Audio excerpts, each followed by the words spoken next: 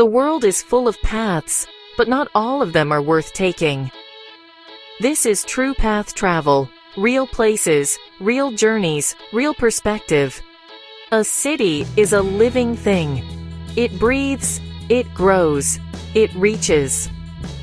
For most of human history, our settlements have followed the path of least resistance, spilling across open plains and fertile river deltas. They expand outward, their grids and suburbs stretching toward a seemingly endless horizon. This is the city of boundless space, defined by the automobile and the promise that there is always more room, just a little further down the road. The logic is simple: spread out. When land becomes scarce, on an island or a crowded peninsula, the city finds another direction. It grows upward. Steel and glass become the new territory, canyons carved not by rivers, but by ambition. This is the vertical city, a testament to human ingenuity and the relentless pursuit of density. Its logic is equally clear: build higher. But there is a third kind of city. A city that can neither spread out nor always build up. A city defined not by what it can conquer, but by what it must yield to. In these places, the mountains are not distant, picturesque scenery on a postcard. They are the first and last fact of life. They are walls, containing the city's sprawl. They are guardians, shielding it from harsh winds and invading forces. And they are limits, dictating the flow of everything from water to wealth. These colossal forms of rock and ice are active participants in the urban drama. They shape the weather, creating unique microclimates where a sudden snowstorm can blanket one neighborhood while another basks in sun. They shape the architecture, forcing buildings to cling to steep slopes or conform to the valley floor. They shape the culture, fostering a sense of both intimacy and isolation. And most profoundly, they shape how people think, instilling a daily awareness of a power far greater than their own. To live embraced by mountains is to exist in a state of constant dialogue with the sublime. It means waking up to dramatic views that can stir the soul, where the morning sun catches a distant peak in a blaze of alpenglow. It means the wilderness is not a destination you drive to for a weekend, but a presence that looms at the end of every street. The air feels different here, thinner perhaps, but charged with possibility. But this embrace can also feel like a grip. It means confronting the realities of isolation, where a single blocked pass can cut a city off from the world. It means facing challenges that flatlanders can scarcely imagine: the constant threat of landslides, the logistical nightmare of construction on a 45-degree angle, the sheer effort required to move people and goods up and down. This constant negotiation with gravity and geology forges a unique character in the people who call these places home. It breeds a quiet resilience, a practical ingenuity, and a deep abiding respect for the forces that surround them. Today, we're exploring 12 of these remarkable cities. We will journey to settlements cradled in the highest, most formidable mountain ranges on Earth. From the Andes to the Himalayas, the Alps to the Rockies. These are cities shaped, protected, and sometimes trapped by the very landscapes that give them their identity. They are living laboratories of human adaptation, each with its own story of survival and innovation, written on a canvas of stone and sky. Some of these cities are ancient, their foundations laid centuries ago in sacred valleys, chosen for their spiritual power or strategic defense. Their streets follow the contours of old footpaths, and their buildings are made from the very rock of the mountains themselves, blurring the line between the natural and the man-made. Others are strikingly modern, born of resource booms or the pursuit of alpine adventure. They defy their challenging topography with feats of engineering, gondolas that serve as public transit, escalators that climb entire hillsides, and tunnels that bore through solid rock to connect one valley to the next. But whether their story is written in ancient stone or modern steel, all of them share a fundamental truth. They all exist in places where nature clearly and uncompromisingly came first. They are reminders that for all our power to shape the world, sometimes the most beautiful and resilient things are created when we learn to live within the lines that have been drawn for us. Our journey begins high in the Andes, in a city that lives closer to the sky than any other great metropolis on Earth. Let's begin. Some cities spread outward, their edges blurring into the landscape. Others are defined not by their expansion, but by their containment. They are cities born of verticality, cradled and confined by the unyielding presence of mountains. To understand them is to understand how geography can become destiny. Our journey begins in a city that feels less like a metropolis and more like a geological event. This is La Paz, Bolivia. Perched in a massive canyon carved into the Andean Altiplano, La Paz is the world's highest capital city. Its heart beats at over 3,600 meters. That's nearly 12,000 feet above sea level. From the canyon floor, neighborhoods don't just spread, they climb. They cascade down precipitous slopes in a chaotic, beautiful tapestry of brick and concrete, while jagged peaks of the Cordillera Real rise like sentinels in every direction. And watching over it all is the sacred Apu, Mount Illimani, a snow-covered giant whose 6,000-meter peaks are visible from nearly every street corner. It is a constant spiritual anchor in the sky. Here, the mountains dictate the rhythm of life. The very air is a challenge.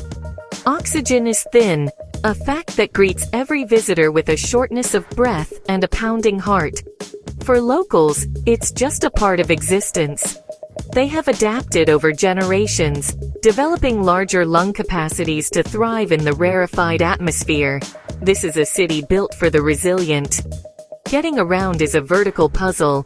Roads twist and turn in a dizzying network of switchbacks, clinging to the canyon sides.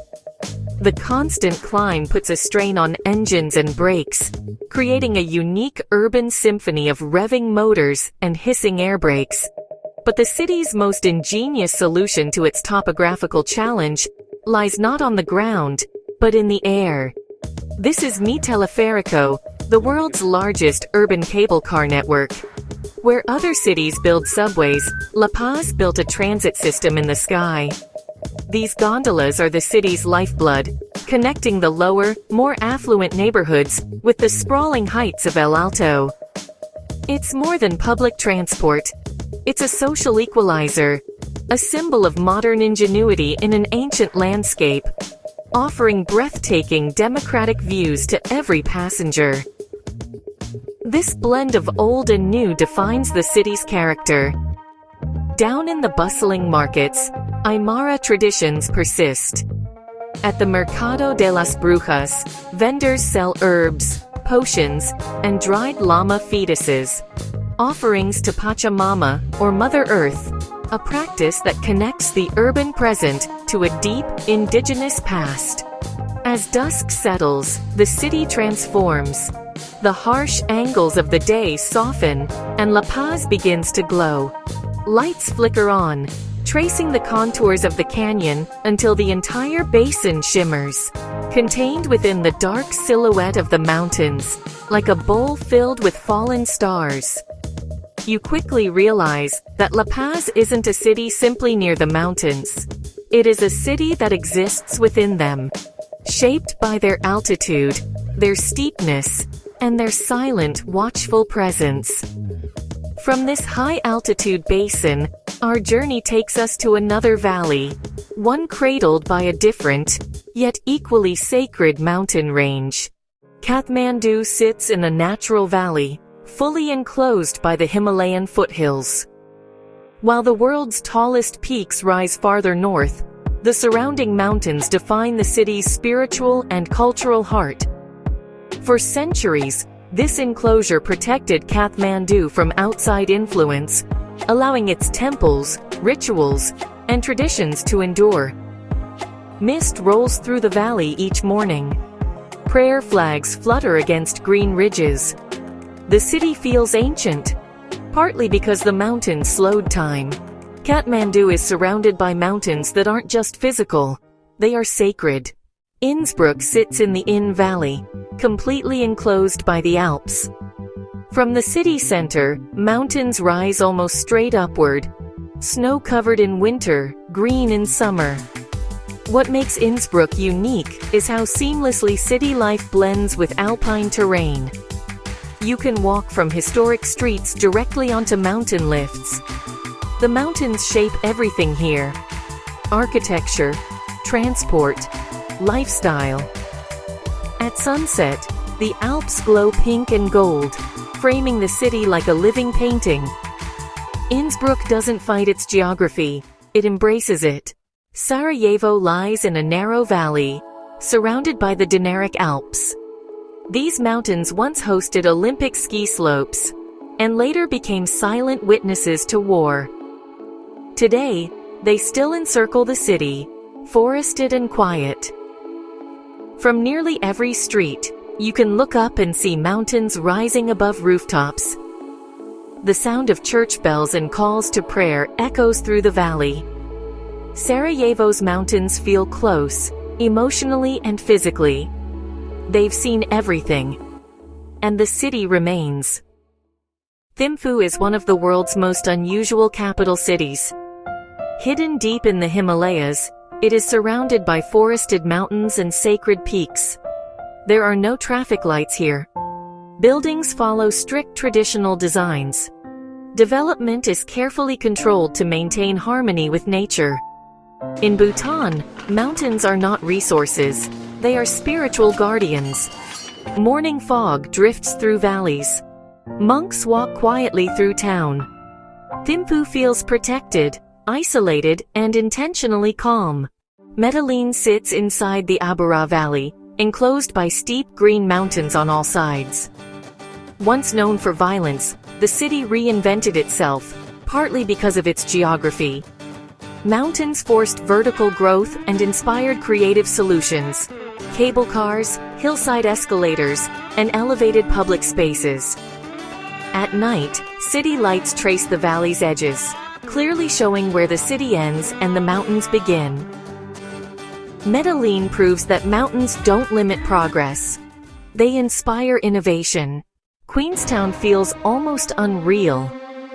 Set beside Lake Wakatipu, and completely surrounded by the Southern Alps, the city sits in one of the most dramatic landscapes on Earth.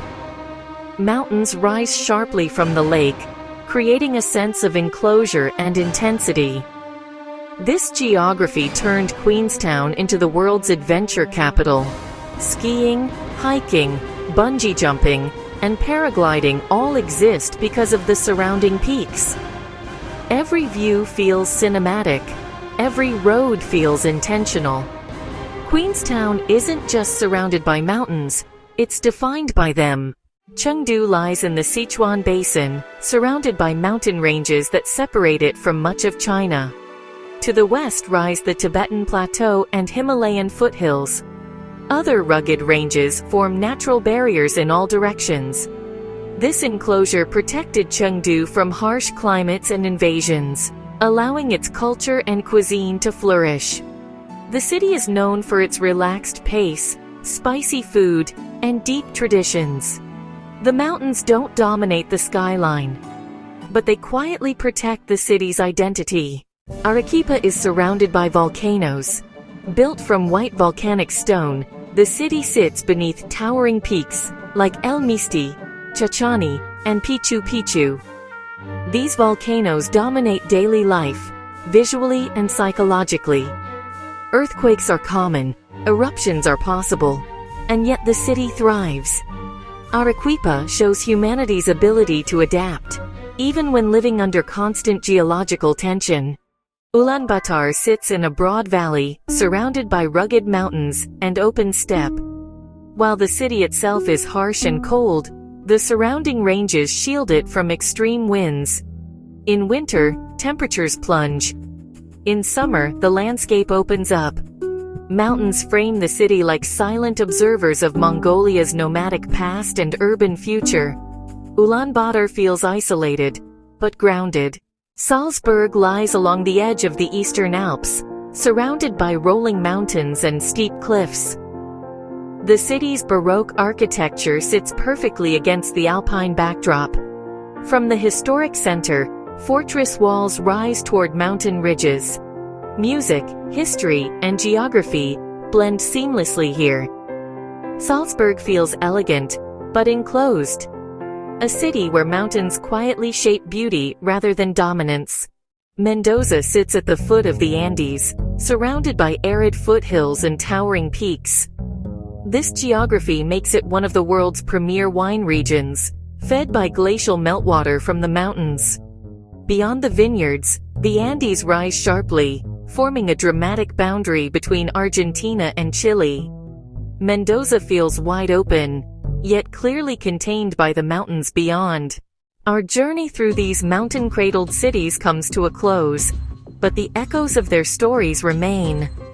We've seen that cities surrounded by mountains are fundamentally different. They are not just places on a map. They are living theaters where humanity's resilience is staged against a backdrop of geological time. These are cities defined by their verticality, their enclosure, their profound and inescapable relationship with the peaks that watch over them.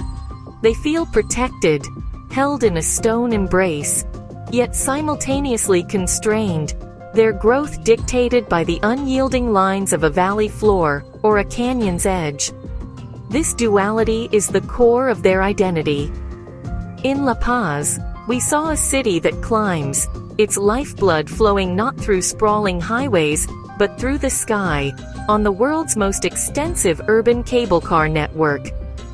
In Kathmandu, the mountains are not just physical barriers, but sacred guardians, their ridges holding temples and monasteries that anchor the spiritual life of the valley below. These cities can feel isolated, cut off from the world by formidable ranges. Yet, this isolation fosters a deep, intrinsic connection to nature. The people of Sarajevo live with the memory of the Dinaric Alps, as both a refuge and a siege line, their slopes a constant, powerful presence in daily life.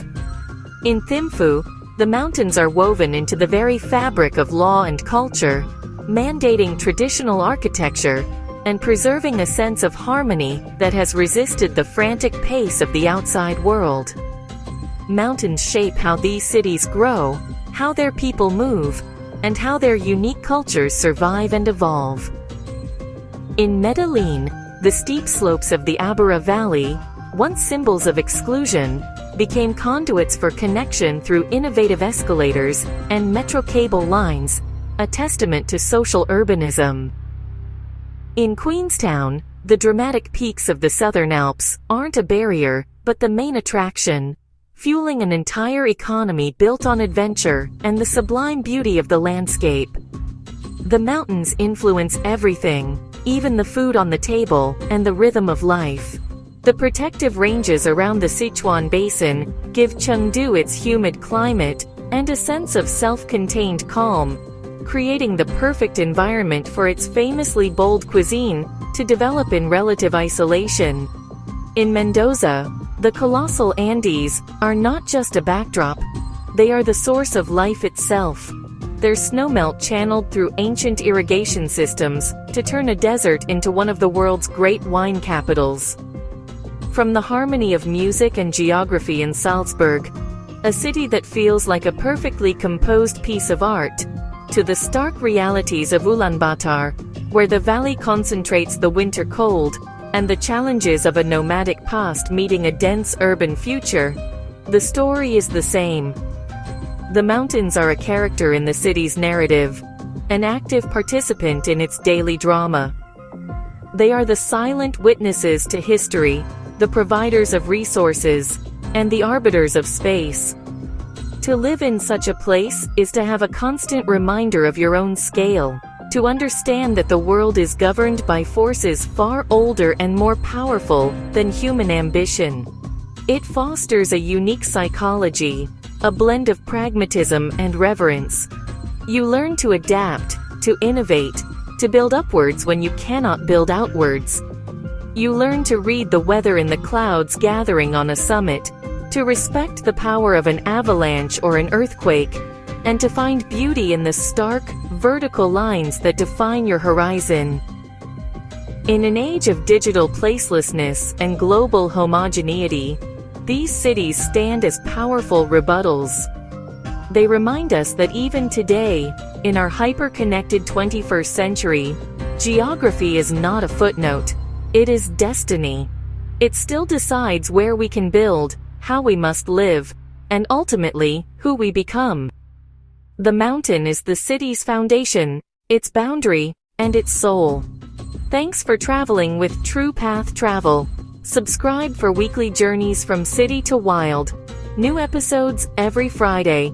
Comment your dream destination. We might feature it next. Ready to plan? Visit truepathtravel.com and start your path today.